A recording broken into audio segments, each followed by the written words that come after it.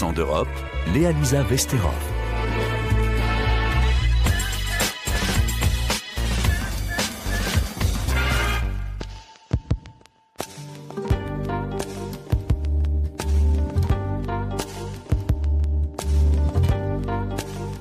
Bonjour, les Européens, les jeunes en particulier, ont de plus en plus de mal à se loger. 80% des 18-24 ans vivent encore chez leurs parents, selon une enquête de la Fondation Abbé Pierre de 2021. En cause, la pandémie qui a fait grimper le taux de chômage de ces jeunes, mais aussi le télétravail qui accentue le nomadisme de cette génération. En Espagne, un autre phénomène vient renforcer cette précarisation. Les logements touristiques qu'on peut louer plus cher privent de plus en plus les citoyens espagnols de la possibilité de se loger normalement. Une loi sur la question doit d'ailleurs être bientôt débattue au Parlement à Madrid, mais en attendant, le manque de réglementation est dénoncé par de plus en plus d'acteurs. À Barcelone, entre 2011 et 2023, les loyers ont ainsi augmenté de près de 40% dans une ville qui possède moins de 2% d'habitations à loyer modéré. Le reportage de notre correspondante Élise Gazangel. Josep Torrent a rendez-vous avec quelques-uns de ses voisins pour leur annoncer une bonne nouvelle. L'ordre d'expulsion prévu le 14 février dernier a finalement été reporté sine die. Dans cet immeuble emblématique de l'Eixample de Barcelone appelé Casa Ursula, les banderoles dénonçant les expulsions des locataires viennent décorer depuis des mois les balcons de cette façade moderniste jaune aux volets verts et aux élégants motifs. Locataire depuis 20 ans de son appartement, Josep a été sommé de quitter son logement à la fin de son bail après le rachat du bâtiment par un fonds d'investissement en 2021. Moi, j'ai essayé de les appeler et j'ai finalement réussi à parler avec un employé. Et il m'a dit que mon bail était arrivé à échéance, que c'était la vie, que c'était le marché et que peut-être le problème, c'est que ce n'est pas ma place ici. Parce qu'ici, maintenant, c'est pour ceux qui ont de l'argent. C'était ça son discours, humiliant et classiste. L'objectif du fonds d'investissement est de convertir les 27 appartements de l'édifice en logements meublés pour la location temporaire de 1 à 11 mois. Pour le moment, 4 locataires ont déjà cédé leur appartement et ils sont sur le marché.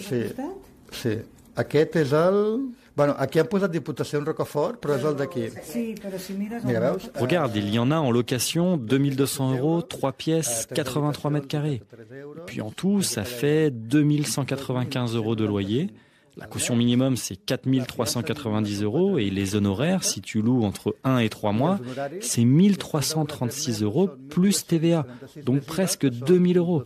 Et ça augmente jusqu'à 11 mois. Plus tu restes, plus tu payes de frais.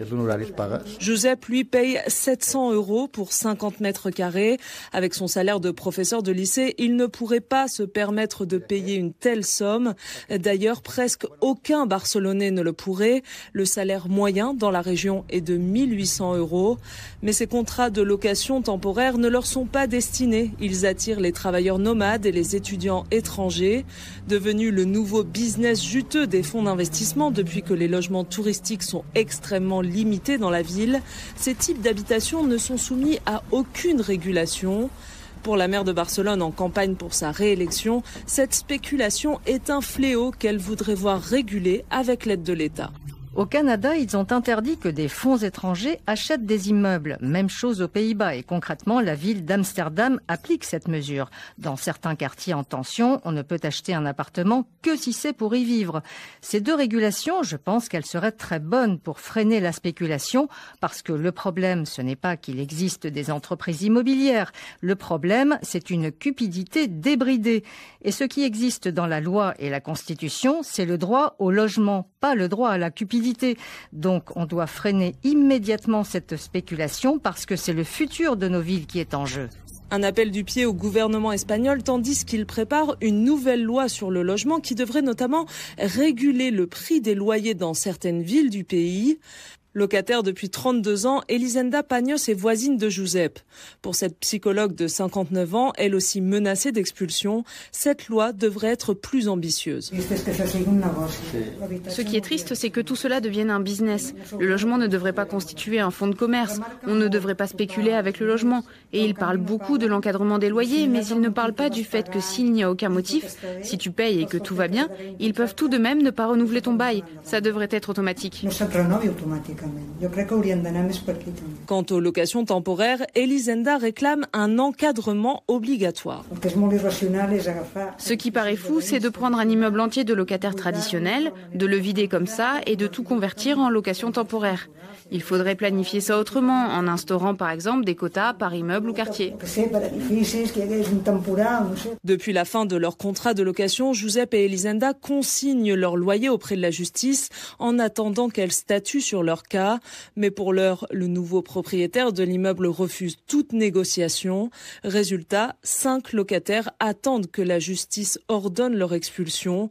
Une situation angoissante qui leur a pourtant permis de s'unir pour résister. Le jour de l'audience, c'était le 9 janvier. Il faisait vraiment froid et à 8h du matin, on était 15 ou 16. Tes voisins qui t'accompagnent, imagine ce que tu ressens. Ça te donne de la force pour continuer le combat. C'est très beau. Même s'ils ne sont pas très optimistes quant à leur cas particulier, ces locataires résistants espèrent que leur histoire pourra aider les prochains dans leur cas à mieux se préparer et à négocier avec les fonds d'investissement qui rachètent ces immeubles. En attendant d'être notifié d'une nouvelle date d'expulsion, Giuseppe, lui, a déjà commencé à faire ses cartons.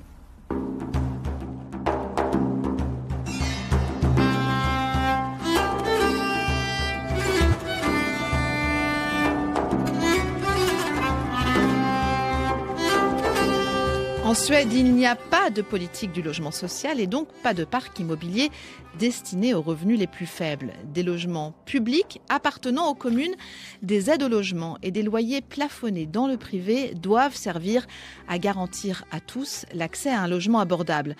Le problème, c'est qu'il n'y en a pas assez de ces logements. Du coup, impossible pour une personne à faible revenu de se loger dans le centre-ville. Pire, certaines mairies auraient même expulsé des résidents en difficulté financière vers des communes périphériques, creusant un peu plus un phénomène de ségrégation sociale et géographique déjà très marqué. Carlotta Morteo à Stockholm. Une enquête était censée faire la lumière sur l'ampleur de ce phénomène qualifié de dumping social. Mais en décembre dernier, le gouvernement de droite, tout juste élu, y a mis fin. On ne peut donc que spéculer sur cette pratique, immorale mais probablement légale. Car si toutes les communes suédoises ont l'obligation de loger les nouveaux arrivants ou les personnes à faible revenu pendant au moins 2 ans, passé cette période, les mairies qu'au sud de Stockholm notamment auraient visiblement la possibilité d'expulser les gens de ces logements temporaires, propriété de la municipalité, faisant valoir que ces personnes ont toujours le droit à une aide financière au logement, mais sont censées se tourner vers le marché immobilier. Sur le papier, tout est possible, car les prix des loyers en Suède sont plafonnés pour rendre le logement abordable, justement. C'est le principal outil de régulation censé garantir un toit à tous, mais il a complètement déraillé parce que la pénurie de logements est telle depuis 30 ans que pour être locataire, il faut s'inscrire sur une liste d'attente. Et en moyenne, il faut patienter 11 ans pour décrocher un appartement à louer dans la capitale, sauf si l'on est prêt à payer le triple du prix sur le marché parallèle de la sous-location. 2 facteurs, le temps d'attente et le budget, qui relèguent les plus pauvres et les immigrés vers les périphéries, où l'on construit à tour de bras ces dernières années parce que c'est là qu'il y a de la place. Loin des bassins d'emploi, ces quartiers sont aussi dépourvus de mixité sociale. C'est là que vivent les centaines de milliers de réfugiés accueillis en Suède ces 20 dernières années.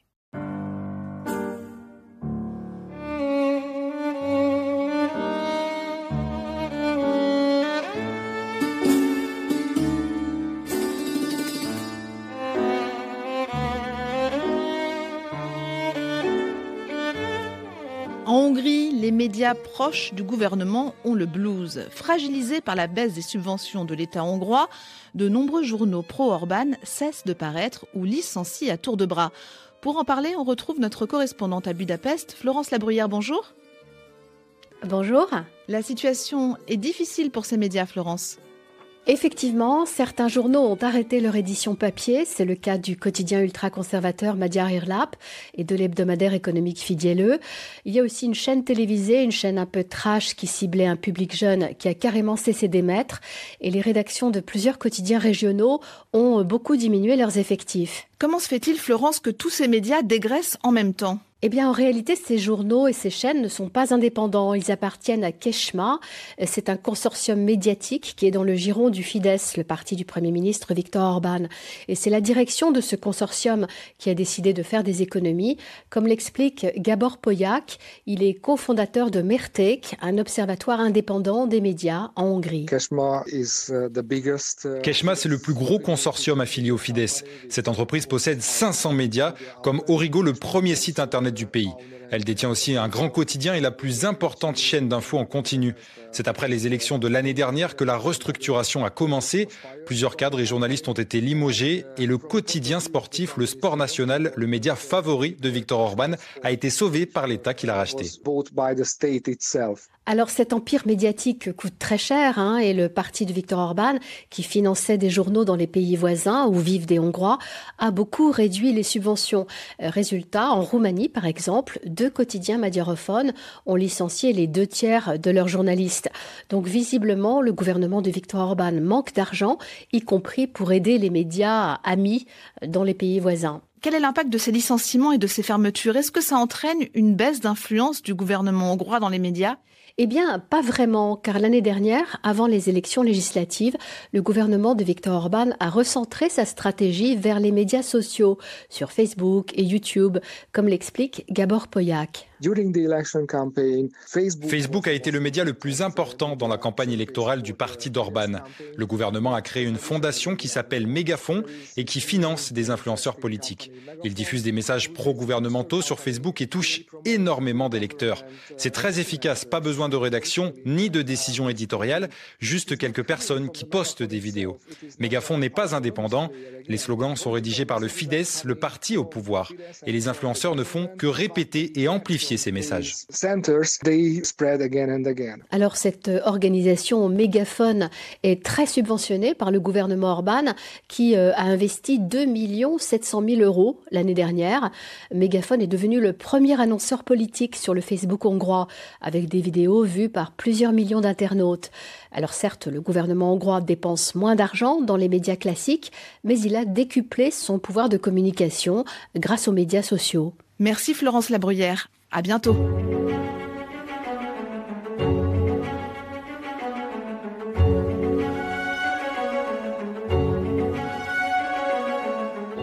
Depuis le début de la guerre en Ukraine, de nombreux journalistes russes sont venus trouver refuge dans de nombreux pays européens et aussi aux Pays-Bas. Interdits d'exercer en Russie, ces médias sont repartis de zéro à Amsterdam où ils ont refondé leur rédaction. Mais si les Pays-Bas aiment se présenter comme un refuge pour les journalistes persécutés du monde entier, la réalité est souvent moins rose. Les explications d'Antoine Moutot à La Haye. Une attaque contre les digues et c'est tout le pays qui disparaît. Ils vont couler. Ces menaces, ce sont celles prononcées en décembre dernier par Vladimir Soloviev. Le célèbre présentateur de la télévision d'État russe réagissait à l'idée, de plus en plus en vogue en Europe, de fonder aux Pays-Bas un tribunal international spécial afin de traduire en justice les dirigeants russes pour leur guerre en Ukraine. Pendant que Vladimir Soloviev déroule son discours en faveur de l'invasion de l'Ukraine, à 2500 km de Moscou à Amsterdam, des dizaines de ses confrères sont contraints à l'exil. Ils travaillent, eux, pour des médias russes critiques envers le Kremlin, passibles d'une peine de prison depuis le passage il y a bientôt 1 an d'une loi contre les dites fausses nouvelles. Leurs rédactions ont trouvé refuge dans les locaux de grands journaux néerlandais. C'est le cas du Moscow Times, mais aussi de la télévision Dodge. D'autres ont dû se réinventer complètement car leur rédaction a en grande partie suspendu ses activités, à l'image du journaliste Pavel Kanigin qui travaillait pour Novoya Gazeta.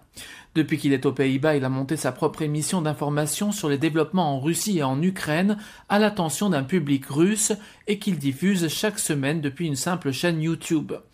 Si les journalistes russes parviennent pour l'instant plus ou moins à poursuivre leurs activités, ce n'est pas le cas de tous les autres journalistes réfugiés.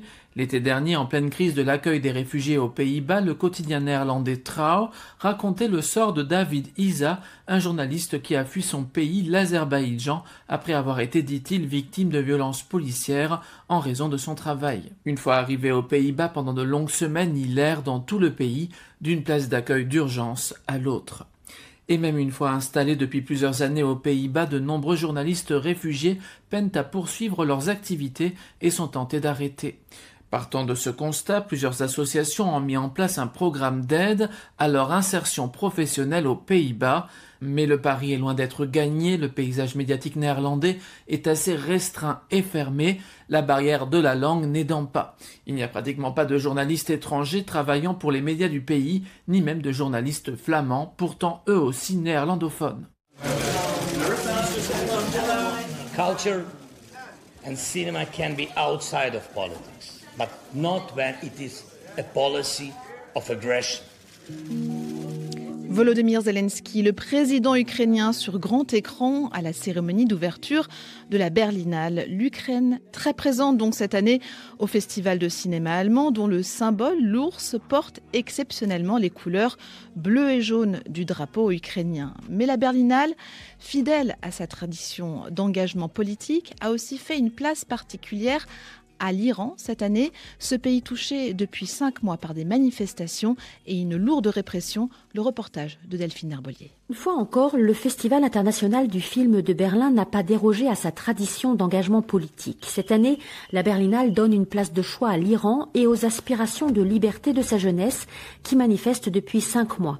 Cet engagement, il se manifeste par l'absence, et c'est une première, des représentants du cinéma d'État iranien. Il se manifeste aussi par le grand nombre de films indépendants présentés, une dizaine au total, dont un très beau film d'animation de la réalisatrice Sepideh Farsi. La sirène, c'est le titre de ce film, évoque la guerre Iran-Irak de 1980, une histoire qui peut sembler lointaine mais qui a des relents très contemporains. Sepideh Farsi. Quand on a commencé à travailler sur ce projet, il n'y avait pas encore de signes des manifestations actuelles. Les thèmes que nous abordons dans le film et le script sont des choses présentes depuis 44 ans de résistance. Les gens ont résisté à leur manière, et cela se retrouve dans un film qu'on a commencé il y a 8 ans. Si cela semble pertinent, c'est ce que l'on a voulu faire.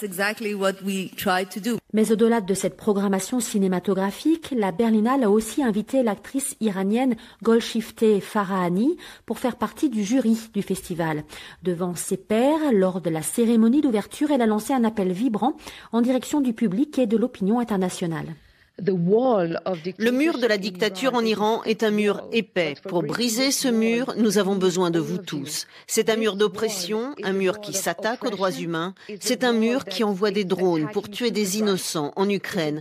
Nous avons besoin de vous tous. Nous avons besoin de Berlin, de l'Allemagne, de la France, de l'Europe. Nous avons besoin que vous vous teniez du bon côté de l'histoire, avec le peuple iranien, pas avec le régime. Ce régime va tomber. Nous avons juste besoin de vous tous. Merci. Durant cette Berlinale, plusieurs actions de soutien à la jeunesse iranienne ont été organisées, entre podiums de discussion, débats et même une manifestation sur le tapis rouge. Pancartes en main, des acteurs, producteurs et réalisateurs iraniens, mais aussi la présidence de la Berlinale et la présidente du jury, l'américaine Kirsten Stewart, ont lancé le fameux slogan « Femme, vie, liberté ». Un podium de discussion consacré au rôle du cinéma et de l'art en Iran en cette période de révolution a lui aussi été organisé. L'actrice germano-iranienne Yasmine Tabatabai y a participé et elle s'est montrée très émue. Pourquoi l'art et le cinéma sont-ils si importants ? Eh bien parce que les artistes essaient habituellement de dire la vérité et à un autre niveau, ils aident les gens à rêver. C'est ce qui fait tellement peur aux dictatures. C'est pour cela qu'elles s'en prennent en premier aux artistes et aux journalistes. Il y a tellement d'histoires qui n'ont pas pu être racontées en Iran à cause de la censure. J'espère du fond du cœur que le jour viendra où l'on pourra soigner de nombreuses blessures par ces histoires qui n'ont jamais pu être racontées. Soigner les blessures par le cinéma et raconter l'histoire avec un grand H, un objectif que la programmation du Festival de cinéma de Berlin tente une nouvelle fois de tenir cette année. Accent d'Europe, Guillaume Buffet à la réalisation. À demain.